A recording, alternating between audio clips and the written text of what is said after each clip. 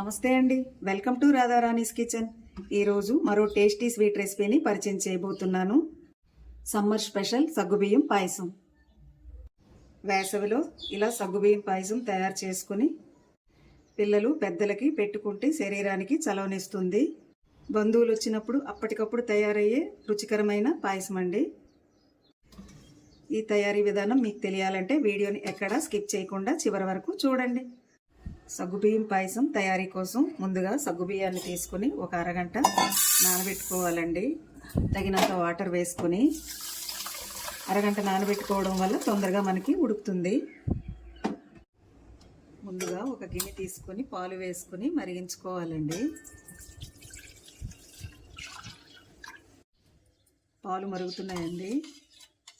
ముందుగా నానబెట్టుకున్న సగ్గుబియ్యం వేసుకుంటున్నాను. సగ్గుబియ్యం నానబెట్టుకుని వేసుకోవడం వల్ల తొందరగా ఉడుకుతుందండి.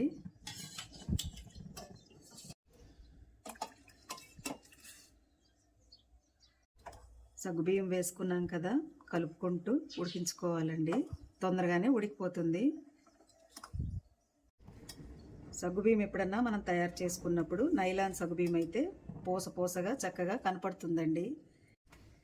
కొన్ని రకాల సగ్గుబియ్యం వాటర్లో వేయగానే పిండిలా తయారవుతుంది కదండి, పూసగా అంతగా కనిపించదు. నైలాన్ సగ్గుబియ్యం అయితేనే బాగుంటుంది.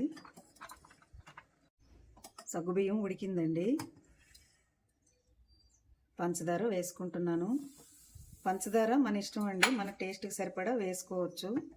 స్వీట్ ఎక్కువగా తినేవారు కాస్త ఎక్కువగా వేసుకోవాలండి, మనం చూసుకొని వేసుకోవచ్చు.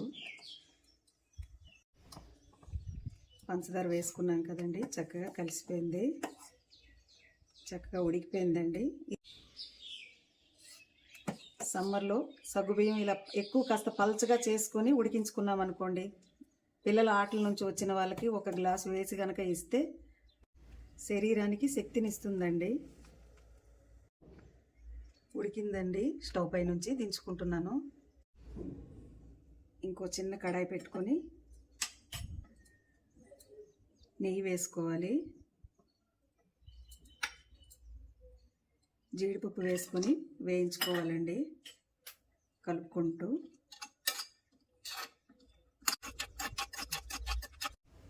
కొద్దిగా కిస్మిస్ వేసుకొని ఫ్రై చేసుకోవాలండి. ఫ్రై అయిపోయిందండి, స్టవ్ ఆఫ్ చేసుకుంటున్నాను. వేగిన డ్రై ఫ్రూట్స్ని సగ్గుబియ్యంలో వేసుకోవాలి. సువాసన, రుచి కోసం ఇలాచీ పౌడర్ చక్కగా కలిసేలా కలుపుకోవాలండి. ఎంతో రుచికరమైన సగ్గుబియ్యం పాయసం తయారైపోయిందండి. మీకు కనుక ఈ వీడియో నచ్చినట్లయితే లైక్ చేయండి, షేర్ చేయండి, మా ఛానల్కి సపోర్ట్ చేయండి. Thanks for watching.